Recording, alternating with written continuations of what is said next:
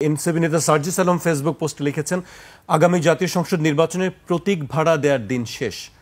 মাঠ আর আগের মতো নেই, আগের ইকুয়েশন এবার মিলবে না। জি, সেটা তাদের জায়গা থেকে তারা যদি উপলব্ধি করে থাকেন তাহলে নিজেদের জন্য নিশ্চয়ই ভাববেন। প্রতীক ভাড়ার কথা এসেছে, তো প্রতীকের বিষয়টা আমাদের নির্বাচনের মাঠে একটা কথা বলা হয়, কেউ যদি ব্যাপক জনপ্রিয় থাকে বাদকে বাদ বলা হয় যে ও কলা গাছ মার্কা দাঁড়াইলেও পাশ করবে। এটা মাঠের কথা, কিন্তু আসলে কলা গাছ মানে জনপ্রিয়তার, কলা গাছের কোনো প্রতীক কিন্তু নেই। এটা হচ্ছে জনপ্রিয়তার কারণে বলা হয়, এটা একটা উচ্ছ্বাসা কাউকে কাউকে নিয়ে। তো প্রতীক ভাড়া দেয়া অথবা প্রতীকে ভাড়া খাটা, গত টানা 3টা মেয়াদে যে নৌকায় উঠার জন্য নৌকায় উঠতে না পারলে ট্রাকে উঠে যাওয়া বা ইগলে উঠে যাওয়া, হাস্যকর যত কাণ্ডকীর্তি কিন্তু ঘটেছে, এগুলো তো কাম্য ছিল না একদিক। দ্বিতীয় দিক হচ্ছে যারা এই প্রতীকটা ভাড়া দেন এটাও তাদের কাছে একটা পুঁজি যেটা ভেঙে ভেঙে খাওয়া যায়।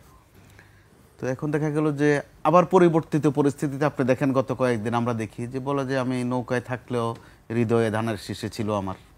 এই যে এক ধরনের ভণ্ডামি, এগুলোর অবশ্যই একটা ফুল স্টপে আসা উচিত। ওই ক্ষেত্রে সরকার খুব একটা কিছু করে দিবে বা পারবে তা নয়। ওই ক্ষেত্রে মাসুদ ভাই যেটা বলছেন যে একদম সরকারের সবাই আয়োজন করে দিবে, এই বিষয়টাতে বোধহয় আপনাদের নিজস্ব একটা দায়িত্ব আছে। না বসলেও কথা তো হয় আপনাদের মধ্যে। আওয়ামী লীগের সাথে যেভাবে আপনাদের ছিল কারো কারো গোপন যোগাযোগ, কারো কারো প্রকাশ্য বিরোধিতা, কারো কারো নামাজের নামে গিয়ে দেখা করা, মিলাদের নামে গিয়ে দেখা করা, দোয়া চাওয়া, এখন তো ওই অবস্থাটা কিন্তু নেই। আসলে এখন নিজেরাও বসতে পারেন। আবার সরকার যেটা করতে চাচ্ছে যে আপনাদের উপর দায়িত্বটা দিচ্ছে, এটাকে যদি সম্মানের সাথে নেওয়া যায় একেবারে মন্দ না। তো আবার সরকারকেও যদি আপনারা ওইভাবে রেফারির মতো রাখেন, আম্পায়ারের মতো রাখতে পারেন, ওটা আপনাদের উপর নির্ভর করবে। অর্থাৎ একটা ফয়সালা দরকার, এটা হচ্ছে মূল কথা। আর গণতান্ত্রিক ব্যবস্থায় যেহেতু আমরা বিদ্যমান যে ব্যবস্থায় আমরা আছি, বা গণতন্ত্রের চেয়ে উত্তম কোনো পন্থাও এখন আর নেই। সরকার আসলে কোনো নির্দিষ্ট সিদ্ধান্ত দেয়নি কেন, এটা আপনার কি মনে হয়? সরকার তো অবশ্যই যতই অরাজনৈতিক হোক, এই দেশের বাইরের কেউ তো তারা নন, তারা এই মাটি মানুষেরই সৃষ্টি। তো তারাও তো আমাদের স্বভাব বলেন, বৈশিষ্ট্য বলেন, সবই জানে। আমাদের মাসুদ ভাইদের কি সরকারের উপদেষ্টারা চেনেন না? ভালো করে চেনেন যে তারা একসাথে বসলে কি বলবেন, ওই বসার থেকে উঠে এসে বাইরে বটতলায় দাঁড়ায় আবার মাইক্রোফোনে কি বলবেন মিডিয়ার সামনে, তাদের কথায় কিন্তু খুব হেরফের থাকে। প্রধান উপদেষ্টারা ওখানে যেই কথা বলেন, ঠিক বেরিয়ে এসে যখন মিডিয়াতে তাদের প্রতিক্রিয়াটা দেন ভিন্ন কথা বলেন, কিন্তু আবার পার্টি অফিসে গিয়ে কিন্তু আরেকটা বলেন।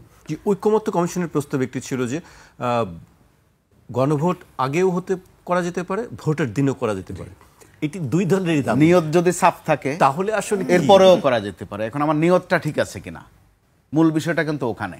এখন দেখা যাচ্ছে যে এই যে ত্রুটি ধরা, যে আগে করলে ভালো নাকি পরে করলে ভালো নাকি একই দিনে করলে ভালো, সেখানে কিন্তু কোনো সিদ্ধান্ত দেয়নি। না, সিদ্ধান্ত দেয়নি। অর্থাৎ একটা এক ধরনের এই যে ঝুলিয়ে রাখা হয়েছে, যেটা এমনিতেই এখানে তো একটা আবেগের বিষয় আছে। আমরা কি নিয়ে সনদ করতে যাচ্ছি, কি বিষয়ে একমত হতে চাচ্ছি, কত স্বজন হারা মা এখনো কিন্তু কান্না করে, কত আহত বিভিন্ন হাসপাতালে এখনো কিন্তু আছে, ওই পরিবারগুলোর খবরও কিন্তু বেমালুম ভুলে যাচ্ছি আমরা। নানান কিছু নিয়ে যখন আলোচনা করি বুঝি না যে কোন রক্তের উপর দিয়ে আমরা এই জায়গাটাতে এসেছি। এই জন্য বলছি তো, ওনাদের যদি নিয়তটা পরিষ্কার থাকে শেষ পর্যন্ত একটা সমস্যাও থাকবে না। ধরুন আপনি ঐকমত্য কমিশন, ওখানে কিন্তু আল্লাহর আইনের কোনো ব্যবস্থা নাই।